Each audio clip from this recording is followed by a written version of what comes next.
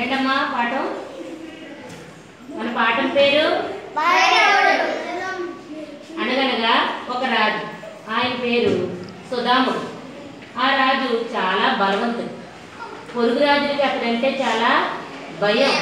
తనను ఢీకొనేవాడు ఎవరు లేడనేంత చాలా నమ్మకం ఆయన.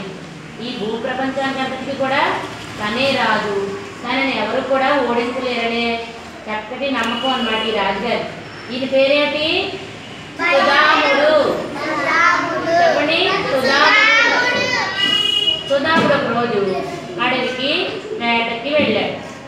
అడవిలో సుధాముడికి ఒక ఎలుగుబంటి ఎదురైంది. ఏమెదురైంది? ఎలుగుబంటి. అప్పుడు ఆ ఎలుగుబంటితో సుధాముడు భీకరంగా పోరాడాడు. ఆ ఎలుగుబంటి ఈ పోరాటంలో సుధాముడికి కంఠానికి గాయమైంది. ఎలుగుబంటి చనిపోయింది. అబ్బా, నా కంఠానికి గాయమైందని మరలా ఆ గాయంతో అతని రాజ్యానికి తిరిగి వచ్చేశాడు. చాలా రోజులు పట్టింది కానీ సుధాముడి గాయం నయం కాలేదు. రాజుగారి కంఠానికైన గాయాన్ని నయం చేసిన వాళ్ళకి మంచి బహుమతి ఇస్తామని రాజ్యంలో రాజుగారు దండోరా వేయించారు.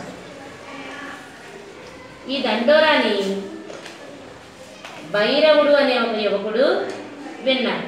భైరవుడు అనే ఒక యువకుడు విన్నాడు. ఎవరు విన్నారు? భైరవుడు విన్నాడు. భైరవుడు ఏమనుకున్నాడంటే ఆ రాజుగారికి కంఠానికైన గాయాన్ని తను ఎలాగైనా నయం చేయాలని అనుకున్నాడు. అలా కొండ కోనలు అవి తిరుగుతూ రాజుగారి గాయం నయం చేసే మందుని వెతుకుతూ ఉన్నాడు. ఇలా వెతుకుతూ ఉన్నప్పుడు ఈ భైరవుడు శిఖామణి అనే ఒక మునిని కలిశాడు. ఎవరిని కలిశాడు? శిఖామణి అనే ఒక మునిని కలిశాడు. శిఖామణి అనే మునిని కలిసి అడిగాడు. ఏమని అడిగాడు?